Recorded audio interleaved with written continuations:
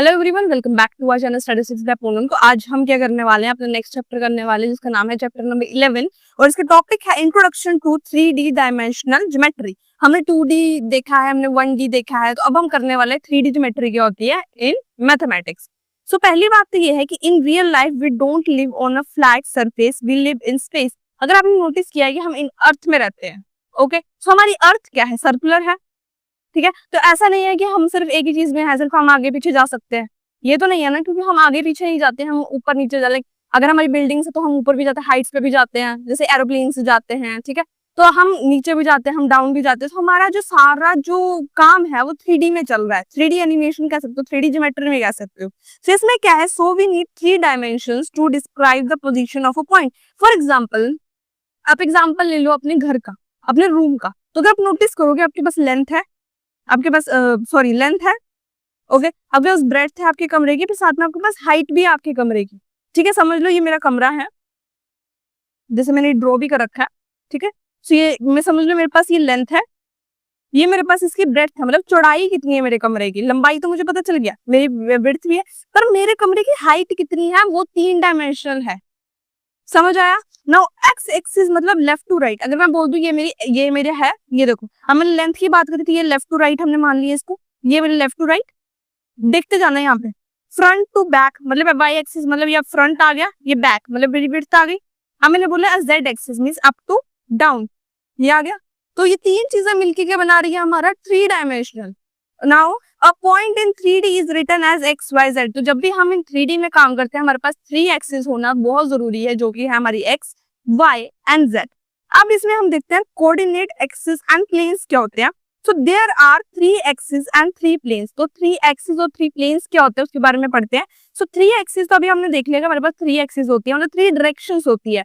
अगर आपको नॉर्मली मैं बताऊं तो आपने ग्राफ देखा सभी ने, एक्स और वाई एक्सिस देख ली सभी ने, ऐसे ड्रॉ करते हैं ना, ये सिंपल मैंने ड्रॉ किया, ये ड्रॉ करते हैं। अब मुझे जेड एक्सिस ड्रॉ करनी, जो मैंने बताया ये मेरी जेड एक्सिस है। तो हम जब भी एक्सिस के साथ काम करते हैं, जो 3D एनिमेशन जो हमारे पास 3 होती है, इनको हम बोलते हैं एक्सिस। 3 प्लेन्स क्या होते हैं, मतलब अगर मैं बोलूं एक्स और वाई मेरा एक प्लेन है, वाई टू जेड मेरा एक प्लेन है, मतलब ये वाली साइड, ये वाली साइड। अब मैं बोलूं जेड और एक्स मेरा क्या है, अलग प्लेन है, मतलब ये वाला साइड अलग है, ये वाला साइड अलग है, ये वाला साइड अलग है। तो इसको हम बोलते हैं प्लेन्स, जिसमें 2 एक्सिस जो है वो अवेलेबल होती है सेम टाइम पे।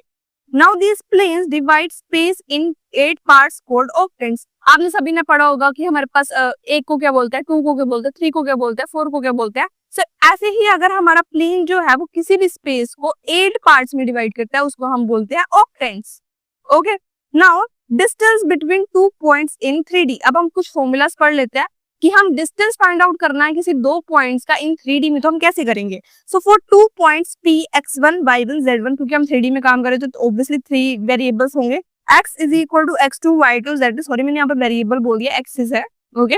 नाउ डिस्टेंस फॉर्मूला में क्या होगा, p q के बीच में मुझे डिस्टेंस फाइंड आउट करना है, तो मैं p q को ऐसे लिख सकती हूँ, x2 माइनस x1 का whole square plus y2 minus y1 का whole square plus z2 minus z1 का होल स्क्वायर, और इन सभी को ऐड करने के बाद, स्क्वायर करने के बाद इसका क्या निकाल लूंगी मैं, अंडर रूट। तो मेरा क्या आ जाएगा, इसका डिस्टेंस फॉर्मूला।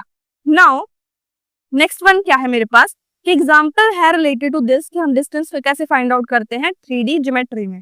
तो यहाँ पर डिस्टेंस के लिए हमने क्वेश्चन ले रखा है कि मेरे पास एक P है, P और x Q क्या है, मेरे पॉइंट्स है, जिसमें मेरे पास जो एक्सिस है 1 2 3 और क्या है Q की 4 6 3। तो मुझे बोला डिस्टेंस फाइंड आउट करना है, तो मैंने क्या किया, वही फॉर्मूला यूज किया जो अभी हमने देखा। So under root x2 minus x1। So अगर हम इसको कर ले x1 y1 z1 x2 y2 and z2, तो इसमें फॉर्मूला लगाओ, x2 minus x1 means 4 minus 1 का whole square plus y2 minus y square 6 minus 2 का होल स्क्वायर और प्लस 3 माइनस 3 का होल स्क्वायर। तो इसमें क्या हो गया, इसका मेरे को आ गया 3 square plus 4 square plus 0 square. तो 0 स्क्वायर तो करने का कोई फायदा नहीं है, पर फिर भी मैंने लिखा है एटलीस्ट समझाने के लिए आपको। Under root of 3 3 9, 4 4 16। अगर इनको ऐड करेंगे 25, और सभी को पता है अंडर रूट ऑफ 25 कितना होता है, ऑब्वियसली 5। तो मेरे पास डिस्टेंस कितना आ गया, 5। अब हम पढ़ रहे हैं कोलिनियर पॉइंट्स। कोलिनियर पॉइंट्स क्या होते हैं, points are collinear if sum of two distances is equal to third वो ऑन अ स्ट्रेट लाइन, जैसे भी हमारे पास स्ट्रेट लाइन है, अगर दो जो डिस्टेंसेस हैं उनका सम करके अगर मुझे थर्ड मिल रहा है तो उस केस को क्या बोलेंगे हम, कोलिनियर। एग्जांपल देखते हैं। पहली बात तो ये कि if P Q plus Q R is equal to P R, मतलब मेरे पास एक लाइन है जिसमें जो पी है वो क्यू है और आर है। अगर मैं बोलूं P Q plus Q are, अगर मैं इनको ऐड करती हूँ तो मेरे पास ये यहाँ से लेके यहाँ तक का डिस्टेंस तो मिलेगा, ऑब्वियसली राइट है। अगर मैं इसको यहाँ से 2 सेंटीमीटर दे दूं, इसको 2 सेंटीमीटर दे दूं, इनको अगर मैं ऐड कर दूं तो क्या आएगा, पी आर ही आएगा, बिकॉज अगर इनको 4 करूंगी तो पी आर तक का वैल्यू आएगा ना, दैट सिंपल। तो उस केस में अगर मेरा आता है कि हाँ पी क्यू को प्लस करने के बाद और क्यू आर को प्लस करने के बाद, मतलब दोनों को P Q plus Q are को प्लस करने के बाद अगर मेरे पास पी आर आता है तो उस केस में मैं बोलूंगी कि पी क्यू आर जो है वो मेरे क्या है, कोलिनियर्स हैं, कोलिनियर पॉइंट्स भी कह सकते हो आप। एग्जाम्पल है मेरे पास यहाँ पे ए बी सी, मेरे पास एक स्ट्रेट लाइन में पॉइंट्स है। So A B and B C share a common point. अगर आप नोटिस करोगे A B and B C में जो कॉमन पॉइंट है वो क्या है, हमारा B. Now A B is a multiple of B C. अगर आप नोटिस करोगे, अगर मैं ए बी को अगर मैं ए बी को उठा के इन दोनों के ऊपर रख दूं तो दिस तो सेम ही है ना, मतलब इनका डिस्टेंस और इसका डिस्टेंस तो सेम है। तो दिस इज व्हाई हम इनको क्या बोलते हैं, कोलिनियर पॉइंट्स। नेक्स्ट है हमारे पास triangle and parallelogram. So use distance formula to find side. जब भी आपको किसी ट्राइंगल की साइड फाइंड आउट करनी है तो आप नॉर्मली क्या करते हो, डिस्टेंस फॉर्मूला फाइंड आउट करते हो, या पैरेललोग्राम का भी निकालना तो भी सेम फॉर्मूला आप यूज करोगे, nothing change. Now compare sides length to check. जब भी आपको लेंथ चेक करनी है तो उस केस में आपको डिफरेंट चीजें होती हैं। आपने आइसोसेलेस ट्रायंगल पढ़ा, आपने इक्विलेटरल ट्रायंगल पढ़ा, आपने स्केलर ट्रायंगल पढ़ा है।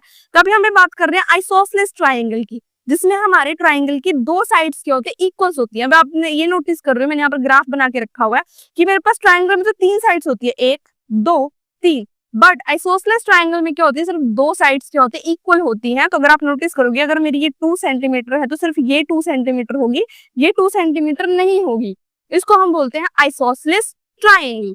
Right angle triangle is known as Pythagoras. अगर आपने नोटिस किया होगा कि हम इसमें पाइथागोरस थ्योरम यूज करते हैं, जिसका नाम होता है hypotenuse square is equal to perpendicular square और बेस स्क्वायर, ये सभी को पता है।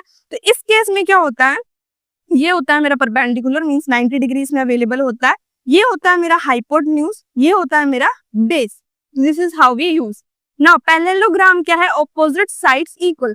तो अगर आप नोटिस करोगे, ये मेरा जो स्क्वायर, ये थोड़ा सा आपको ना कह सकते हो आप, थोड़ा सा स्क्वायर लग रहा है, ये स्क्वायर ही है, बट ये टिल्टेड है थोड़ा सा। अगर आप नोटिस करोगे स्क्वायर ऐसा है मेरा, फॉर एग्जाम्पल इमेजिन करो तो ये थोड़ा हल्का सा टिल्टेड है। सो पैरेललोग्राम का यही थोड़ा सा है, थोड़ा सा डिफरेंस कह सकते हो आप, कि थोड़ा सा टिल्टेड होता है। और इस केस में जैसे स्क्वायर में आप बोलते हो ना कि सारी साइड्स इक्वल होती है, इस केस में नहीं है। इस केस में आपकी ऑपोजिट साइड्स जो होती हैं वो क्या होती है, इक्वल होती हैं। जैसे इसमें जो ऑपोजिट साइड्स हैं वो इक्वल होंगी, ये वाली इक्वल होंगी। ओके, नाउ अब इसको एक तरह का रेक्टेंगल भी कह सकते हो अगर मैं बोलूँ तो। Okay, now other one is mid point and centroid in 3D। अब इसमें 3D में हम पढ़ेंगे कि मिड पॉइंट्स क्या होते हैं, सेंट्रॉइड्स क्या होते हैं। So mid point between A x1 y1 z1 and b x2 y2 z2। तो अब हमें मिड पॉइंट निकालना, तो वो कुछ नहीं करना है, पहले जो x वाले हैं उनको प्लस करके डिवाइड बाई 2, y वाले कोऑर्डिनेट्स को प्लस करके डिवाइड बाई 2, z वाली जो एक्सिस है उनको प्लस करके डिवाइड बाई 2, आपको आपका सेंट्रॉइड मिल जाएगा। क्योंकि अगर इसकी वैल्यू मिलेगी, इसकी वैल्यू मिलेगी, इसकी वैल्यू मिलेगी, तीनों के पॉइंट्स को अगर आप उस एक्सिस पे प्लॉट कर दोगे तो आपको क्या मिल जाएगा, आपका मिड पॉइंट। अब आपको पहले बात होती है लगनी चाहिए सेंट्रॉइड होता क्या है। तो अगर आप नोटिस करोगे मेरे पास ट्राइंगल है, सो ट्राइंगल में जितने भी एक्सिस, मतलब कुछ भी मैं इसको कट कर लूं, बीच में जो पॉइंट आ रहा है जहां पर मेरी सारी इक्वेशन जो हो रही है वो कैंसिल आउट हो रही है, तो वहां का जो एक मीटिंग पॉइंट है वो मेरा क्या है, सेंट्रॉइड। अब मैं रेक्टेंगल की बात करूं, रेक्टेंगल में भी मैंने इसको बीच से काटा, मैंने इसको यहाँ से भी काटा, तो अगर मेरे बीच में जो पॉइंट आ रहा है वो मेरा क्या है, सेंट्रॉइड। सर्कल में भी मैंने इसको यहाँ से काटा, ये तो भाई आपका पिज्जा स्लाइसिस की तरह, ठीक है, आपने पिज्जा खाया, पिज्जा में ये मेरा स्लाइस, ये ऐसे ऐसे करके, ये कम से कम कितनी है, 3 3 6 7 है। ओके, तो ये पिज्जा स्लाइसिस की तरह, जहां पर ये बीच में पॉइंट है, जहां पर आपको बीच में पॉइंट होता है जहां से आप निकालते हो, ठीक है, तो वो आपका क्या है, सेंट्रॉइड है। अब सेंट्रॉइड ऑफ ट्राइंगल ABC, अगर मुझे इसका सेंट्रॉइड निकालना है ट्राइंगल का, तो उसका फॉर्मूला क्या है, कुछ फॉर्मूला डिफरेंट नहीं है। इस केस में आपके पास 3 पॉइंट्स होंगे, ऑब्वियसली यहाँ पर x1 y1 z1 होगा, यहाँ पर x2 y2 z2 होगा, यहाँ पर x3 y3 z3 होगा। तो आपको कुछ नहीं करना है, आपको x1 plus x2 plus x3 divide by 3 करना है, comma y1 plus y2 plus y3 divide by 3 and z1 plus z2 plus z3 divide by 3। आपके पास क्या आ जाएंगे, आपके सेंट्रॉइड्स आ जाएंगे, बीच के पॉइंट्स के सेंट्रॉइड्स आ जाएंगे of a triangle which is known as A B and C। तो यही था हमारा आज का topic related to this one 3D geometry. Okay, अगर आपको कुछ भी डाउट है प्लीज कमेंट सेक्शन में बोल देना, कोई नया टॉपिक चाहिए वो भी आप बता देना, कोई हेल्प चाहिए। ओके, एवरी डे आई से दिस। ओके, नाउ नीचे डिस्क्रिप्शन में बहुत सारे लिंक्स दिए हुए हैं, please go through that links also. आपको कुछ भी और लिंक्स चाहिए तो भी बता देना, आपको अवेलेबल हो जाएंगे वो जल्दी। एंड मिलते हैं नेक्स्ट वीडियो, तब तक के लिए bye and have a nice